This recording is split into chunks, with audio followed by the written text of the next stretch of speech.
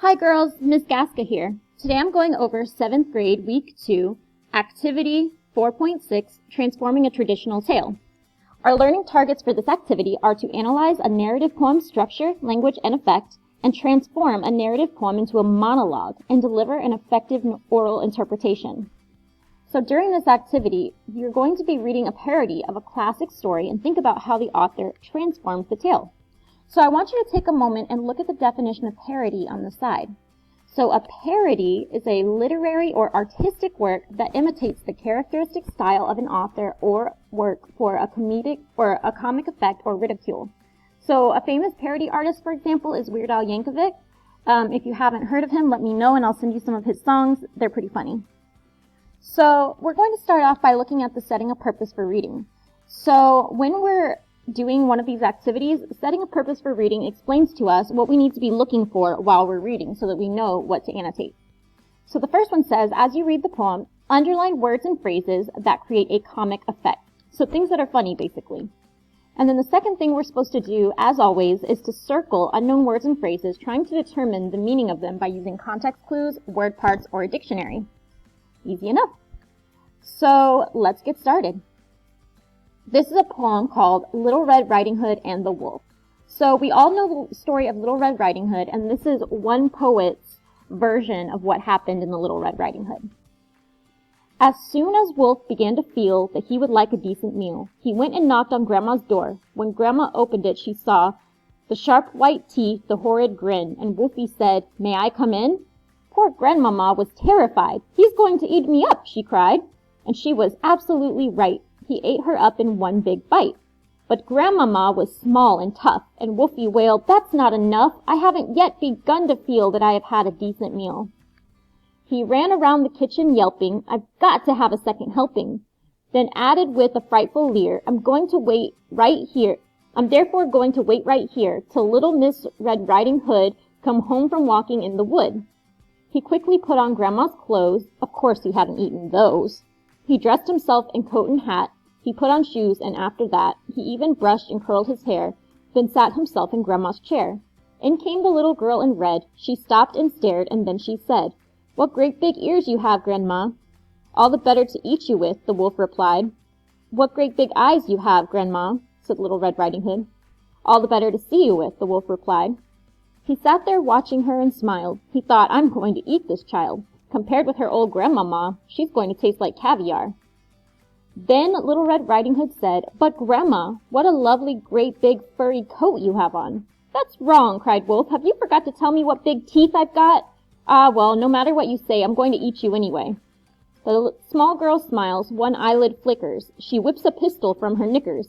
She aims it at the creature's head, and bang, bang, bang, she shoots him dead. A few weeks later, in the wood, I came across Miss Riding Hood. But what a change! No cloak of red, no silly hood upon her head. She said, "Hello, and do please note my lovely furry wolfskin coat." So, we're going to go through and we're going to find words or phrases that create a comedic effect, and also words and phrases that might be unfamiliar to us. So, one thing that created a comedic effect is the fact that it kind of starts off by telling us how the wolf is feeling, which oftentimes when we're hearing the story of Little Red Riding Hood, we don't really get the wolf's perspective. So I'm going to make a little note here. We see part of the wolf's perspective, which adds to the humor.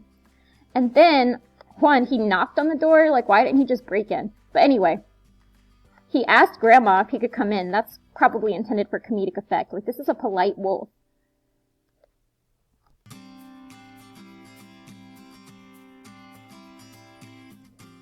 And then, as we go on, Little Red Riding Hood comes, and he does like all of this effort in order to convince Little Red Riding Hood that he's really Grandma. He even puts on like a coat and hat and shoes, and he curls his hair, like he's doing the most. I think it's supposed to be meant to be funny that he's going through so much effort to look like Grandma instead of just ambushing the girl. I'm going to put that in my notes.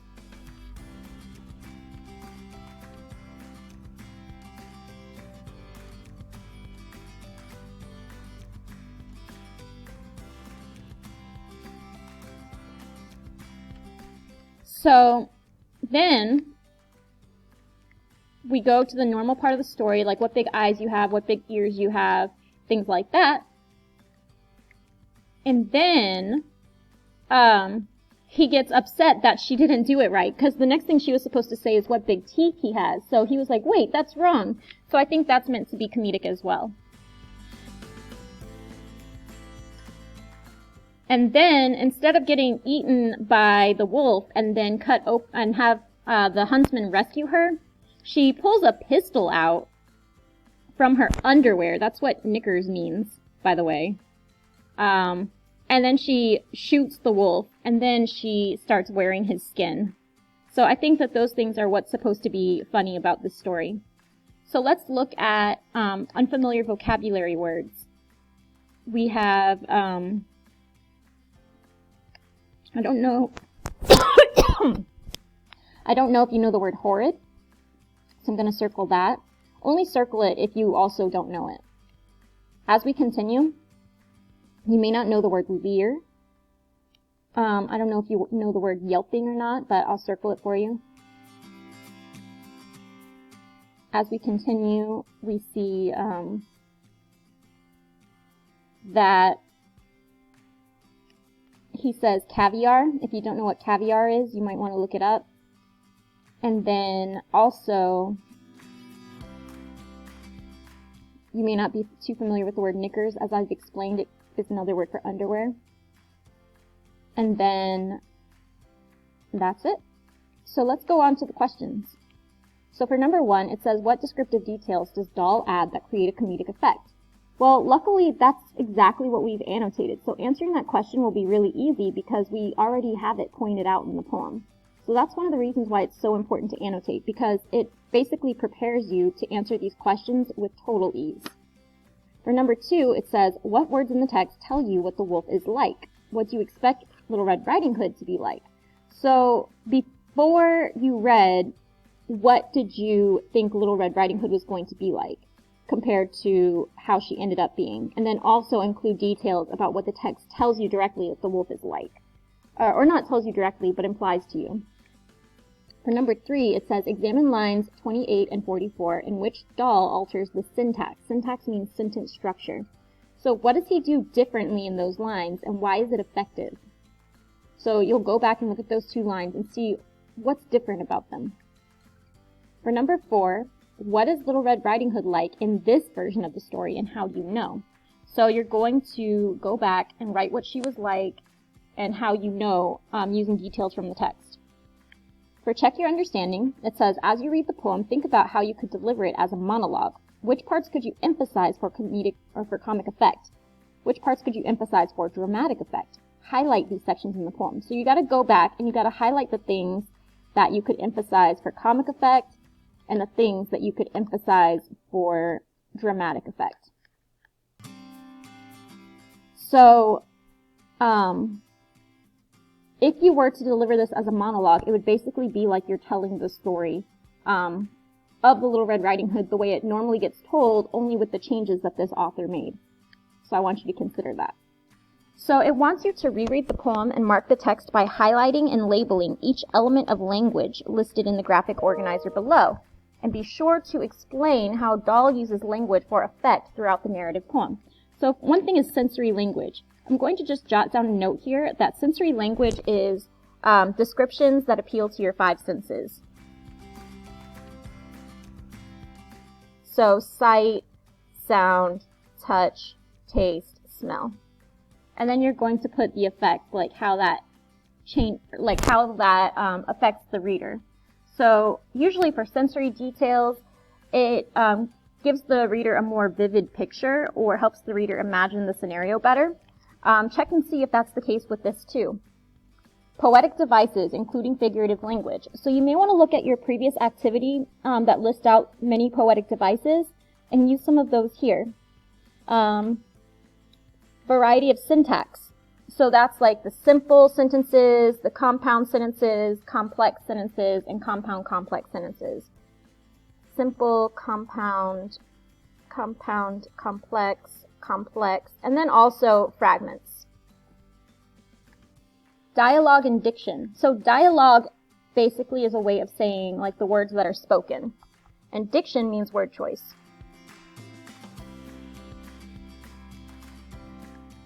So meaning, if the characters say something, that's dialogue. So just because the narrator is saying it or the author is saying it, that doesn't make it dialogue necessarily. If it's in quotes, it's dialogue. Now, how does Dahl use the narrative technique of dialogue to develop the comic effect of the story? So find examples in the text. So you're going to be looking for parts where the characters speak and then explain how it contributes to the humor, making sure to cite your sources. How does Dahl develop and contrast the points of view of different characters? So you're also going to want to explain how the different characters had different points of views and how Dahl shows those different points of views.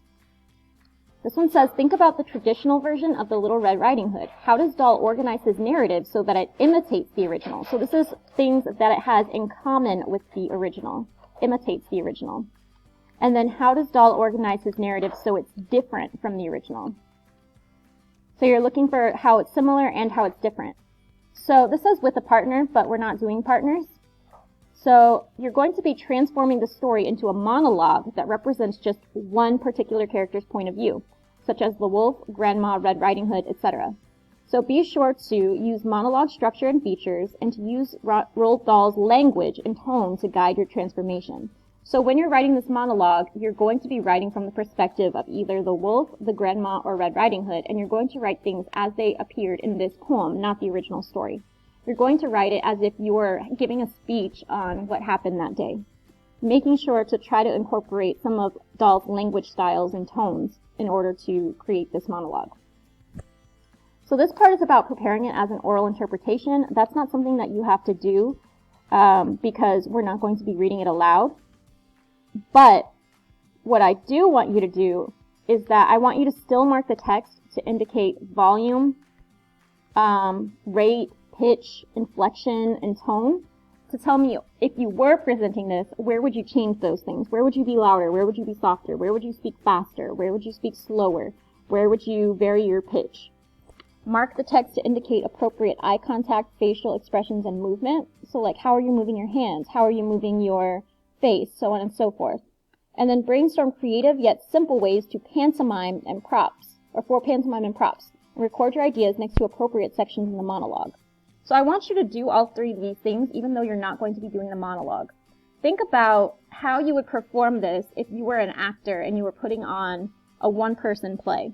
And that should give you a little bit of guidance with this kind of stuff. By the way, just as a reminder, the word pantomime is like miming something. If you've ever seen a mime, that's what it's referring to here. As we continue, it says for us to divide the lines equally, rehearse, and all of that. But we're not doing that, so I'm going to go ahead and cross it off. Then after the presentation, it wants us to reflect on it. We're also not going to do that. And as we continue, this one says revisit your monologue word map and add another layer of information for the and examples relating to successful monologues. So remember that that's in your week 1 activity. So if you go back, you can modify that map, or you could create a new map here using the same information that you had used in that one, so that you don't have to go back all the way. So remember that when you're going to be doing your embedded assessment 1, you're going to be using information and examples relating to heroes and villains you have encountered in your life. So identify specific emotions associated with each idea. That's all for this activity. I hope that that was informative for you, and I hope that you have a great day. Take care.